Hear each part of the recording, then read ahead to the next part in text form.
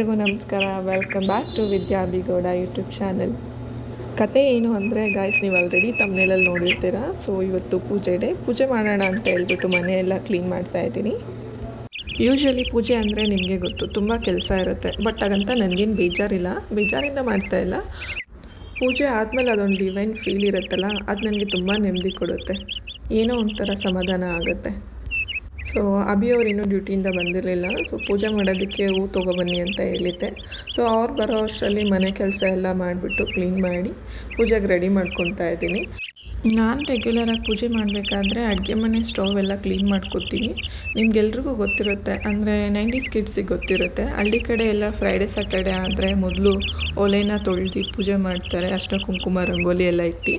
So ಅದೇ ಥರ ನಮ್ಮಮ್ಮ ಕೂಡ ಗ್ಯಾಸ್ ಸ್ಟವ್ ಆದ್ರೂ ಪೂಜೆ ಮಾಡ್ತಾರೆ. ನಾನು ಅದನ್ನೇ ಫಾಲೋ ಮಾಡ್ತಾಯಿದ್ದೀನಿ.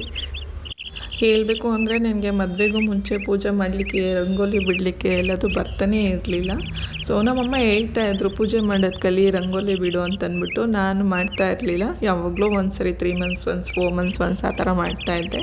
ಯಾಕೆ ಅಂದರೆ ಅಮ್ಮ ಅಕ್ಕ ಇಬ್ಬರು ಇರ್ತಾಯಿದ್ರು. ಸೊ ನಾನು ಮಾಡೋ ನೆಸೆಸಿಟಿನೇ ಇರಲಿಲ್ಲ. ಸೊ ಅಲ್ಲಿ ಇಬ್ಬರು ಅವರೇ ಮಾಡ್ಕೊತಾಯಿದ್ರು. ಹಾಗಾಗಿ ನಾನು ಮಾಡ್ತಾ ಇರಲಿಲ್ಲ. ಸೊ ಇವಾಗ ಮದುವೆ ಆದಮೇಲೆ ಗೊತ್ತಿಲ್ಲ ಅದು ಹೆಂಗೆ ಅಂತ, ಆಟೋಮೆಟಿಕ್ ನಾನೇ ಮಾಡ್ತಾಯಿದ್ದೀನಿ ಎಲ್ಲದನ್ನು. ಮೇ ಬಿ ನಮ್ಮಮ್ಮ ಮಾಡ್ತಿದ್ದಿತ್ತ ನೋಡಿ ಕಲ್ತಿದ್ದೀನಿ ಅಂತ ಅನಿಸುತ್ತೆ. ಈಗ ನಮ್ಮ ಅತ್ತೆ ಕೂಡ ಹೇಳ್ತಾರೆ, ಪೂಜೆ ಚೆನ್ನಾಗಿ ಮಾಡ್ತೀಯ ನೀನು ಅಂತ ಹೇಳ್ಬಿಟ್ಟು. ಮೇ ಬಿ ಇದು ನನ್ನ ಹಿಡನ್ ಟ್ಯಾಲೆಂಟ್ ಇರಬೇಕು. ಸೊ ನೀವು ಕಮೆಂಟ್ ಮಾಡಿ, ನಾನು ರಂಗೋಲಿ ಚೆನ್ನಾಗಿ ಬಿಟ್ಟಿದ್ದೀನಾ ಇಲ್ವಾ, ಅಥವಾ ಓಕೆನಾ ಅಂತೇಳಿ ಕಮೆಂಟ್ ಮಾಡಿ ತಿಳಿಸಿ, ಓಕೆನಾ. ಹಾಗೆ ಮೊನ್ನೆ ನಾನು ಯೂಟ್ಯೂಬಲ್ಲಿ ಇಂಟ್ರೋ ಹಾಕಿದ್ದಾಗ ತುಂಬ ಜನ ವಿಶಸ್ ಹೇಳಿದ್ದೀರಾ, ಖುಷಿ ಆಯಿತು. ತುಂಬ ಥ್ಯಾಂಕ್ಸ್ ನಿಮ್ಮೆಲ್ರಿಗೂ ವಿಶಸ್ ಮಾಡಿದ್ದಕ್ಕೆ. ಹಾಗೆ ನೆಗೆಟಿವ್ ಆಗಿ ಕೂಡ ಹೇಳಿದ್ದಾರೆ. ಸೊ ನಾನು ಅದರಲ್ಲಿ ಯಾವಾಗಲೂ ಪಾಸಿಟಿವ್ ಅಷ್ಟೇ ಹುಡ್ಕೋದು, ಯಾವಾಗಲೂ ಪಾಸಿಟಿವ್ನಷ್ಟೇ ಪಿಕ್ ಮಾಡ್ತೀನಿ.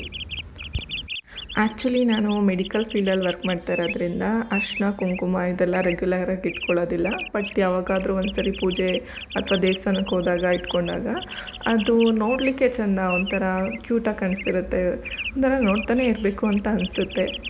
ಸೊ ನಾನಿವಾಗ ಅದೇ ಥರ ಮಾಡ್ತಾಯಿದ್ದೀನಿ. ಪೂಜೆಗೆಲ್ಲ ರೆಡಿ ಮಾಡೋ ಅಷ್ಟರಲ್ಲಿ ಅಭಿಯವರು ವರ್ಕ್ ಮುಗಿಸಿ ಮನೆಗೆ ಬಂದಿದ್ದರು. ಫ್ರೆಶ್ ಅಪ್ ಆಗಿ ಆರತಿ ಕೂಡ ತೊಗೊಂಡು ನನಗೂ ಶರಣ್ ಮಾಡಿಸಿದ್ರು. ಅವ್ರು ಯಾವಾಗಲೂ ಅಷ್ಟೇ ಟೆಂಪಲ್ಗೆ ಹೋದ್ರು, ಮನೇಲಿ ಪೂಜೆ ಮಾಡಿದ್ರು, ಅವ್ರು ಆರತಿ ತೊಗೊಂಡು ನನಗೆ ಶರಣ್ ಮಾಡಿಸ್ತಾರೆ. ನಾನು ಯಾವಾಗಲೂ ಮನೇಲಿ ಪೂಜೆ ಮಾಡಿದಾಗ ಅವ್ರ ಕೈಯಿಂದ ಕುಂಕುಮ ಇಡ್ಸ್ಕೊತೀನಿ. ಅದು ನಂಗೆ ಒಂಥರ ಖುಷಿ ಆಗುತ್ತೆ. ಮನೇಲಿ ಪೂಜೆ ಆಯಿತು, ಹಾಗೆ ರಾಯರ ದರ್ಶನ ಕೂಡ ಆಯಿತು. ಸೊ ಈ ವಿಡಿಯೋ ಏನಾದರೂ ನಿಮಗೆ ಇಷ್ಟ ಆಗಿದರೆ ಲೈಕ್, ಶೇರ್, ಕಾಮೆಂಟ್ ಮಾಡಿ. ಮತ್ತೆ ಸಿಗೋಣ. Thank you.